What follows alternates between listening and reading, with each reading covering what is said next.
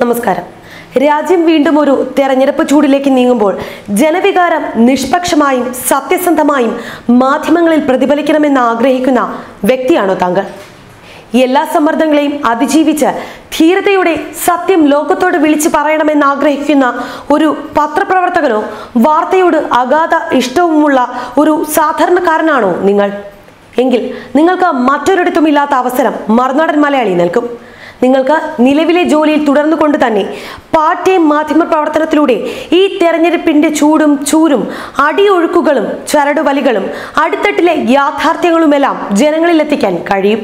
കേരളത്തിലെ ഏറ്റവും വലിയ സ്വതന്ത്ര പോർട്ടലായ മറുനാടൻ മലയാളിയും ചുരുങ്ങിയ കാലം കൊണ്ട് മൊബൈൽ ജേർണലിസത്തിൽ തരംഗമായ മറുനാടൻ ടിവിയും ഈ തെരഞ്ഞെടുപ്പിന് വിശദമായ കവറേജിന് ഒരുങ്ങുകയാണ്. ഇതിന്റെ ഭാഗമായി 20 മണ്ഡലങ്ങളിലും മറുനാടൻ മലയാളിയിലേക്കും മറുനാടൻ ടിവിയിലേക്കും പാർട്ട് ടൈം റിപ്പോർട്ടേഴ്സിനെ ആവശ്യമുണ്ട്.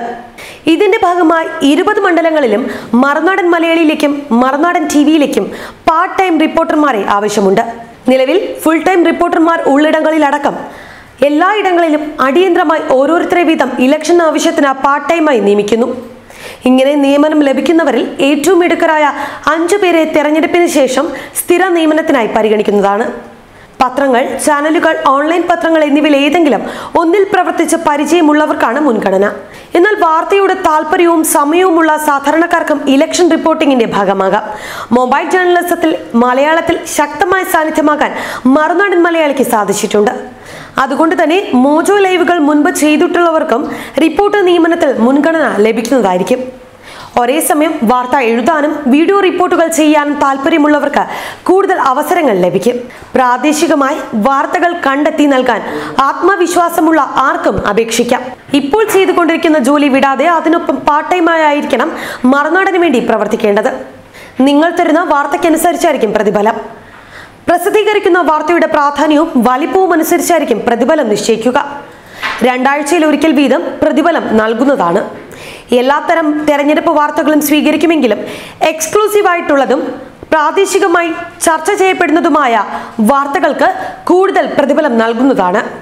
സംസ്ഥാന പ്രാധാന്യമുള്ള വാർത്തകൾക്ക് പ്രത്യേക പ്രതിഫലവും നൽകുന്നതാണ്. ചിത്രങ്ങൾ സഹിതമാകണം വാർത്ത അയക്കേണ്ടത്. മറ്റൊരിടത്തും ഉപയോഗിച്ചിട്ടില്ലാത്ത വീഡിയോകൾക്ക് പ്രത്യേകം പ്രതിഫലവും നൽകുന്നതാണ്. സ്ഥിര നിയമനത്തിന് പരിഗണിക്കപ്പെട്ടാൽ മികച്ച പ്രതിഫലം അടങ്ങുന്ന പാക്കേജ് തന്നെയാകും മറുനാടൻ നൽകുക. കരാർ അടിസ്ഥാനത്തിലുള്ള നിയമനത്തിൽ സ്ഥിര നിയമനമോ മറ്റേതെങ്കിലും ആനുകൂല്യങ്ങളോ ഉണ്ടായിരിക്കുന്നതല്ല. സ്ഥിരപ്പെടുത്താനാവുമോ വേണ്ടയോ എന്ന കാര്യത്തിൽ പരിപൂർണ അവകാശം മറുനാടൻ മലയാളി മാനേജ്മെന്റിനാകും. ഈ പദ്ധതിയിൽ ചേരുന്ന ആർക്കും സ്ഥിര നിയമനത്തിനുള്ള അവകാശം ഉണ്ടായിരിക്കുന്നതല്ല. ഒരു സ്ഥലത്തു നിന്നും ഒന്നിലധികം പേർ അപേക്ഷിച്ചാൽ കൂടുതൽ സമയം പ്രവർത്തിക്കുന്നതിനൊപ്പം തൊഴിൽ പരിചയവും ഉള്ളവരെയായിരിക്കും നിയമിക്കുക. മറുനാടൻ പ്രതിനിധികൾ ടെലിഫോണിലൂടെ അഭിമുഖം നടത്തിയ ശേഷമായിരിക്കും ആളെ തിരഞ്ഞെടുക്കുക. താല്പര്യമുള്ളവർ പേര്, വിലാസം, അടുത്ത ബന്ധുവിന്റെ അടക്കം 2 മൊബൈൽ ഫോൺ നമ്പറുകൾ, ജോലി ചെയ്യുന്ന സ്ഥാപനത്തിന്റെ വിവരങ്ങൾ എന്നിവയടക്കം എത്രയും പെട്ടെന്ന് ബയോഡേറ്റ hr@marunadan.in എന്ന ഇമെയിൽ വിലാസത്തിലേക്ക് അയക്കുക. ഓർക്കുക, ഏത് വമ്പനെ കുറിച്ചുള്ള വാർത്തയാണ് നൽകുന്നതെങ്കിലും തെളിവുകൾ ഉണ്ടെങ്കിൽ അത് നൽകിയിരിക്കും എന്നത് മറുനാടന് മാത്രം നൽകാൻ കഴിയുന്ന ഉറപ്പാണ്. തെളിവുള്ള വാർത്തയുടെ മുൻപിൽ വ്യക്തികളോ രാഷ്ട്രീയമോ മതമോ കച്ചവട താല്പര്യങ്ങളോ ഞങ്ങൾക്ക് പ്രശ്നമല്ല. അത് ആർക്കും പ്രസിദ്ധീകരിക്കാവുന്നതാണ്.